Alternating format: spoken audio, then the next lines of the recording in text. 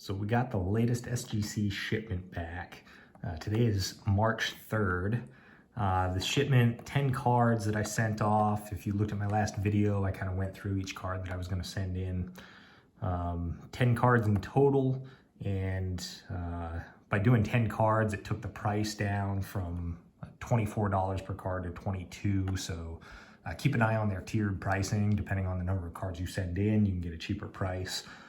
So I got 10 cards together. We'll go through these. They were actually very close to what I had projected originally when they went down. So I'll go through each one real quick and show you the grades, but shipped the priority mail to SGC on 18 February. They were received by SGC on the 21st, graded on the 24th, shipped back on the 27th, and arrived today, as I said, March 3rd. So 14 days door to door, not bad at all.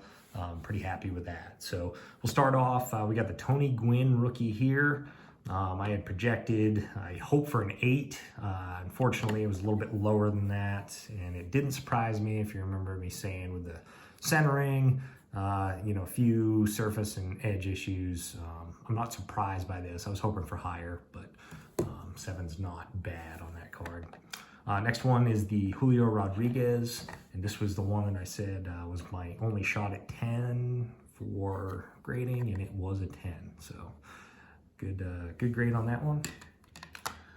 Luca, I projected a 9.5, hoping for maybe a 10 if I got lucky, and it came back at 9.5. So again, happy with that one. Right in line with what I was expecting. Next one, Wade Boggs minor league card. Really good shape, except a little off on the centering left-right. And that one turned out to be a 9. So great PC card. Happy with a 9 on that. That's a good solid grade on Wade Boggs minor league card. So 1981. All right, next one's the 81 Larry Bird. Another PC card for me as a Celtics fan. I remember the centering, not so great, and this one pulled a 7. Again, surface issues as well, so I think 7 is a very fair grade on this. It'll be a good add to the PC. And 61, Carl Yastrzemski rookie. It's actually his second year card printed. 60 is his actual rookie. And this one pulled a 5. So again, I think fair grade. Centering wasn't great. All 4 corners were slightly dinged. So 5 is a very solid grade on this. All right, next one, Coleman's Patrick Mahomes score rookie. I said just a slightly touched corner on the upper right. So I didn't think it was going to gem mint, and we got a 9.5 on that. So very fair grade on that as well. Nolan Ryan rookie, if you remember, really good corners and good shape surface-wise, but that centering was way off, and SGC usually hammers you on the centering, and that was the case with this. So this one pulled a 2.5, which still raises the value of the card, believe it or not, at that low of a grade. But good solid encapsulation, John. Wish that centering was better because you kept really good care of this card. That's right, 2.5 on the Nolan.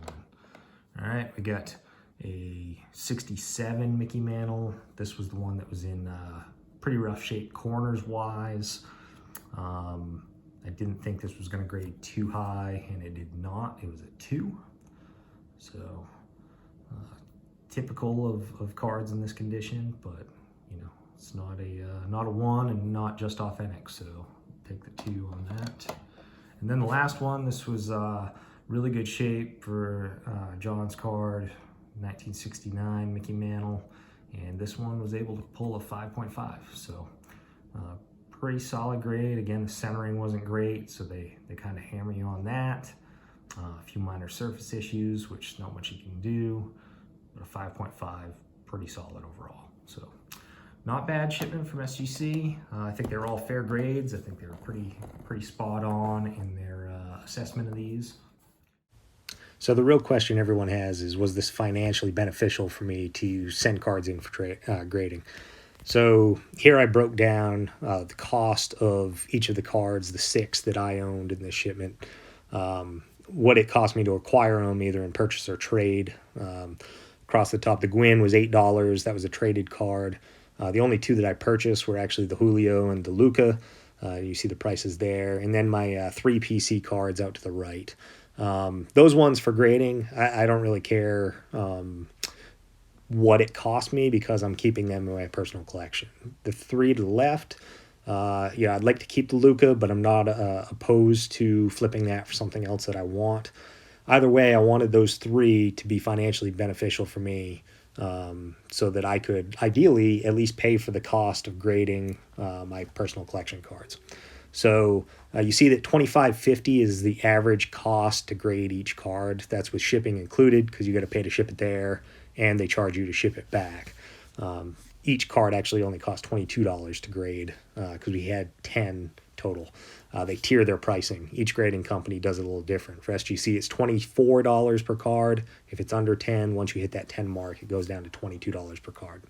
So I got a little under $500 invested here, both in value of the card and the grading of the card. So the real key is, with their grades, the way that they came back, was it financially beneficial for me, or did I lose money?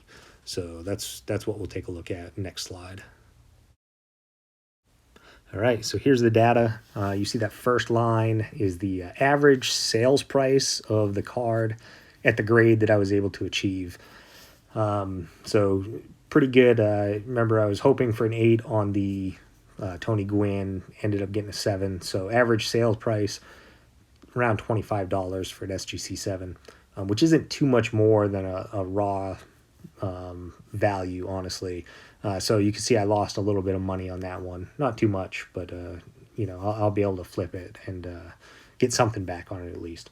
The Julio was a great grade, along with the Luca. You see made out financially there. So I more than covered the cost of my graded cards in those two, should I decide to sell those or trade them for something else. And then my three PC cards, you see I was green across the board on all of those. Nothing too substantial, but it's still good to be in the green on those. I have a lot of cards that I don't send in for grading in my personal collection, just because I know they're going to grade so low. There's no point in really grading them. So unless you're going to be able to turn some type of increased value on the card, and with a lot of these vintage cards, you can definitely do that. Newer cards, if they're going to grade low, something really below a 9, it's probably not even beneficial to send it in at all. But you see that I made out pretty well there, as far as increased value is concerned on all these. And I can have the opportunity to flip these three to the left for a profit if I so desire. All right, so for the last 4 cards that I submitted for friends, I took the average raw sales price and compared it to the average sale price of the graded card. Since all 4 of these cards were owned already, I didn't have a cost comparison to go off.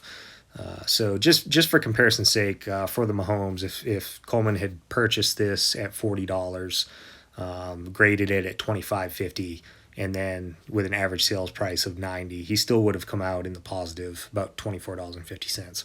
So you see I did that across the board for both the Mantles and the Nolan Ryan. The Nolan Ryan's a little tricky. There's a lot of Ryan sales. However, ones that are so far off center like this, they tend to sell for less. People really look at the quality of the card, so I felt $300 was a fair price on that for average sales.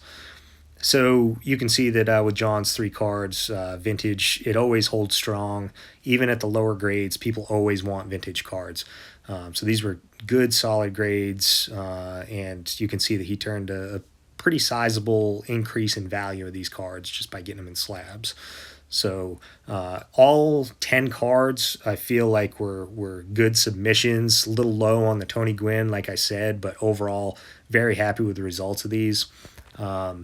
So I'll be sending in some more shipments coming up. Stay tuned. I got some more GMA comparisons. I'm going to compare them with CSG, a company I haven't done a look at yet. So stay tuned for that video.